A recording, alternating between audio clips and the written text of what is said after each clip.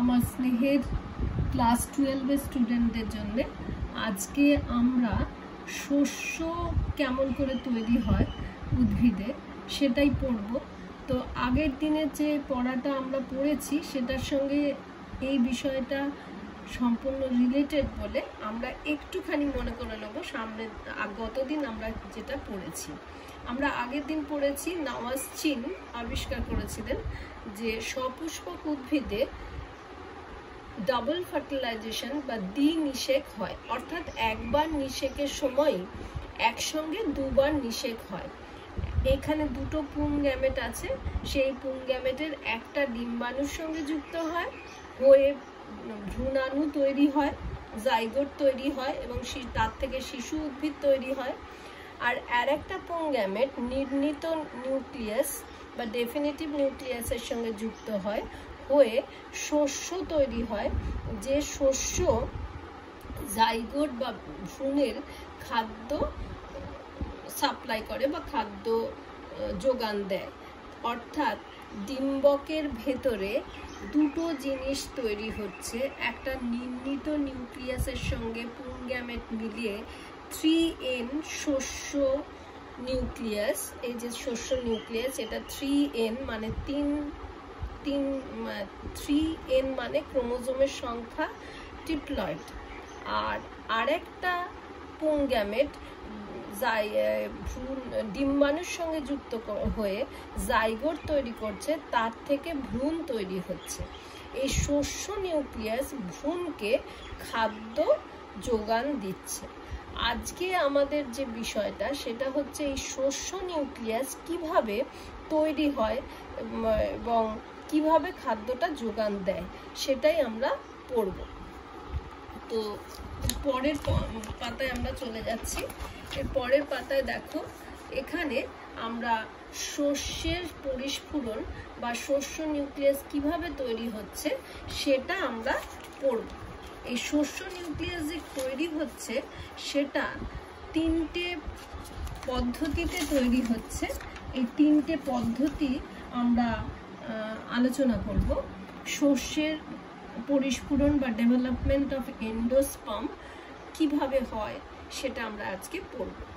নির্ণীত nucleus তোমরা আগেই দেখেছিলে, এইখানে নির্ণীত নিউক্লিয়াস। এই নির্ণীত নিউক্লিয়াসের মধ্যে একটা পুং গ্যামেট মিলেছে। এই যে নির্ণীত নিউক্লিয়াস, পুং গ্যামেট মিশে 3N তৈরি হয়েছে, সেটাই হচ্ছে শস্য। এই শস্য জাইগোট বা ভ্রূণকে খাদ্য প্রোভাইড করছে, খাদ্য যোগান দিচ্ছে। এই শস্য এখানে 3N।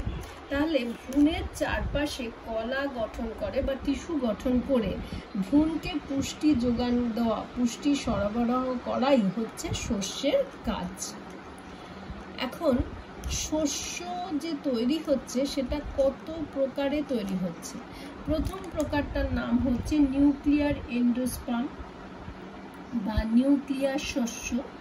পরেরটা হচ্ছে সেলুলার এন্ডোস্পার্ম বা সেলুলার শস্য এবং তারপরেরটা হচ্ছে হ্যালোবিয়াল এন্ডোস্পার্ম বা হ্যালোবিয়াল শস্য।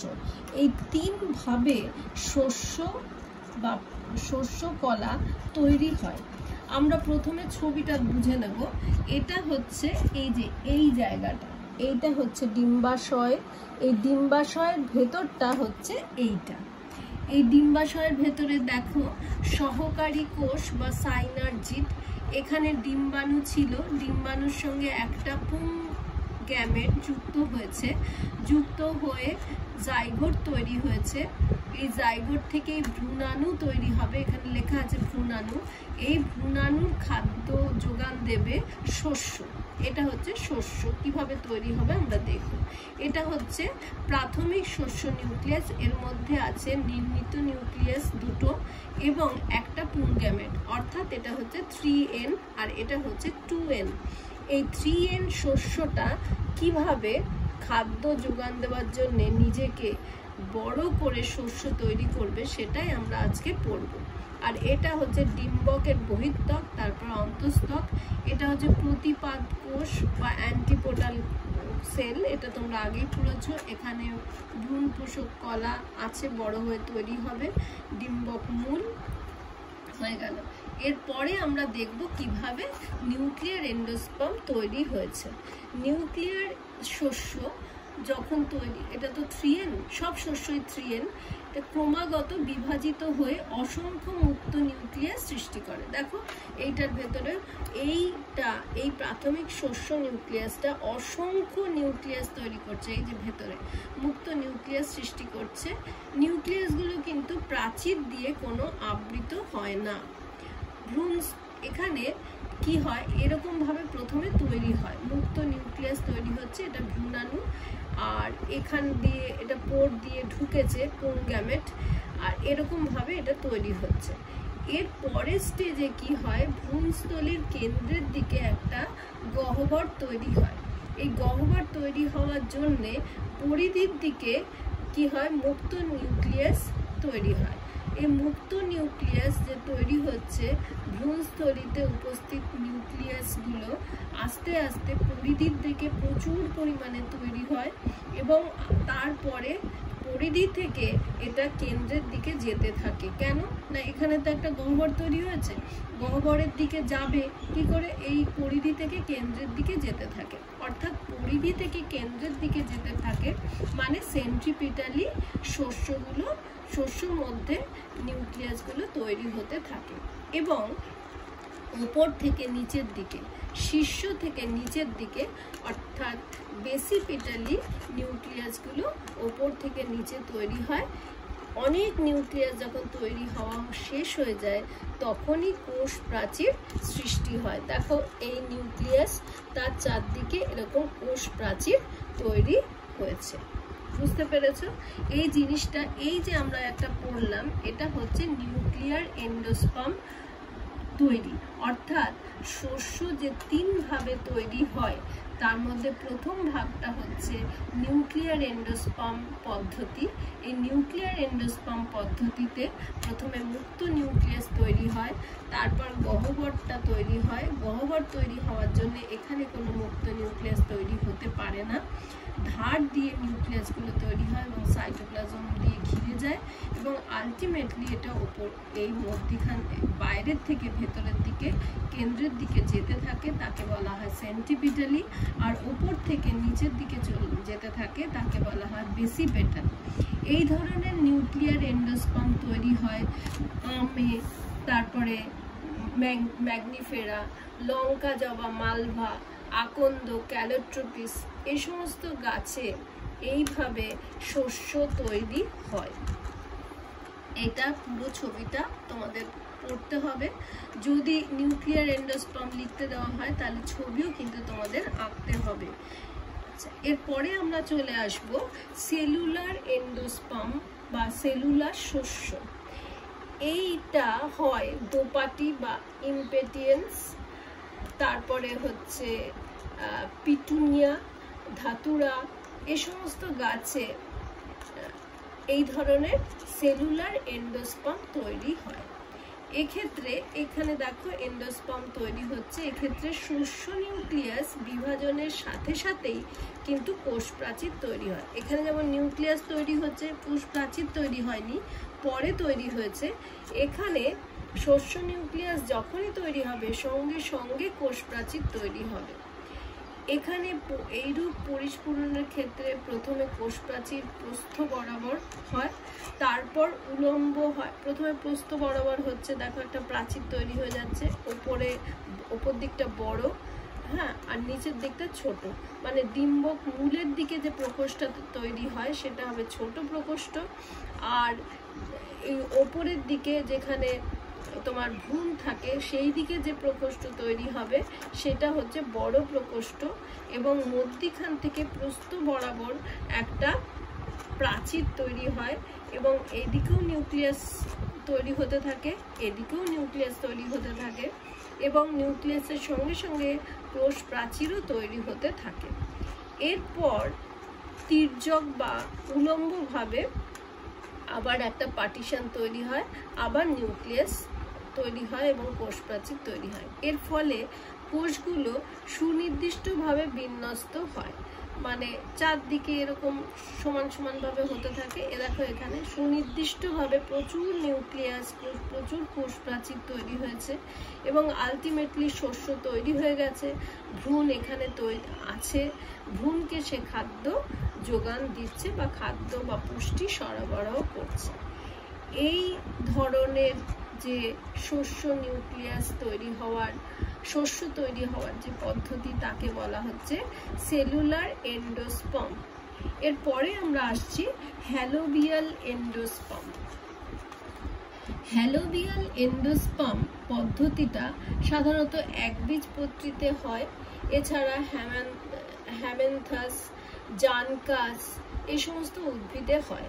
হ্যালোবিয়াল এন্ডোস্পার্ম বা শস্য তৈরির পদ্ধতিটি অনেকটা নিউক্লিয়ার শস্য এবং সেলুলার শস্য এই দুটোর মধ্যবর্তী পদ্ধতি, অর্থাৎ দুরকমই এক্ষেত্রে হয়।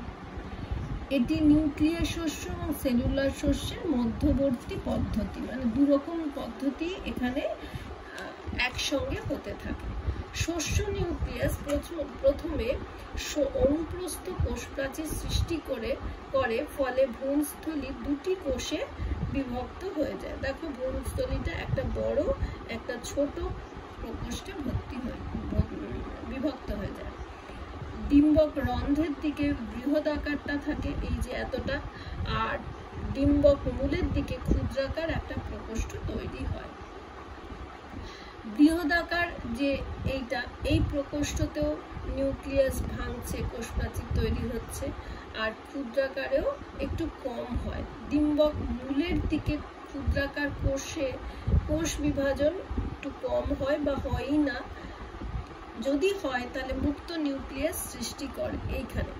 আর ডিম্বক রন্ধ্রের দিকে যে বৃহদাকার কোষ নিউক্লিয়াসটি দ্রুত ভাঙতে থাকে এবং প্রচুর নিউক্লিয়াস তৈরি করে, এবং সেই নিউক্লিয়াসগুলো প্রথমে তৈরি হয়ে যাওয়ার পরে তারপরে সেগুলো মুক্ত নিউক্লিয়াস তৈরি হচ্ছে, এবং তৈরি হওয়ার পরে তারপর তার মধ্যে কোষ প্রাচীর তৈরি হচ্ছে, এবং প্রথমে সেলুলার পদ্ধতি হয় এখানে, তারপরে মানে সেলুলার পদ্ধতি হয় মানে এখানে যেমন কোষ প্রকোষ্ঠে ভাগ হয়ে যাচ্ছে, এরকম কোষ প্রকোষ্ঠে ভাগ হয়ে যাওয়া হয়, তারপর নিউক্লিয়াস তৈরি হয়। তার মানে এখানে নিউক্লিয়ার পদ্ধতি, এই নিউক্লিয়ার পদ্ধতিটা পরবর্তী স্টেপে। তার মানে হ্যালোবিয়াল এন্ডোস্পার্ম বা শস্য উৎপাদন পদ্ধতিতে দুটো রকম, সেলুলার এন্ডোস্পার্ম পদ্ধতি এবং নিউক্লিয়ার এন্ডোস্পার্ম পদ্ধতি দুটোই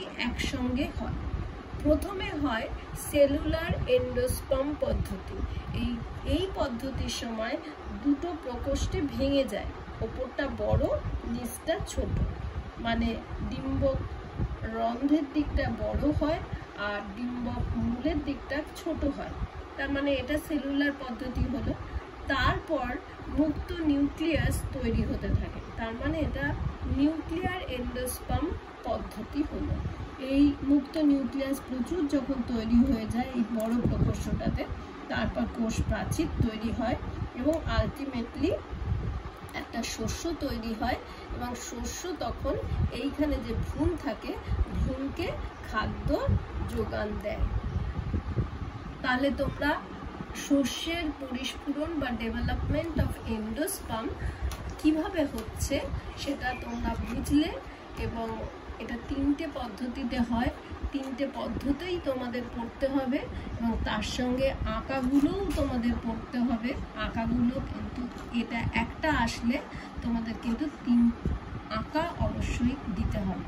তোমাদের যখনই পরীক্ষায় আসবে সেলুলার শস্য নিউক্লিয়াস পদ্ধতি বর্ণনা করো, তখন এইটা আঁকা সমেত এই পুরো লেখাটা লিখতে হবে, বা নিউক্লিয়ার বললে এই আঁকা সমেত লিখতে হবে, আর হ্যালোবিয়াল বললে এটা আঁকা সমেত বলতে হবে। অবশ্যই তোমাদের পড়তে হবে, এক্সাম্পল পড়তে হবে, অর্থাৎ কোথায় কোনটা হয় সেটাও তোমাদেরকে অবশ্যই পড়তে হবে। আজ তাহলে এইটুকু, পরের দিন ভ্রূণ কিভাবে তৈরি হয় সেটা আমরা আলোচনা করব।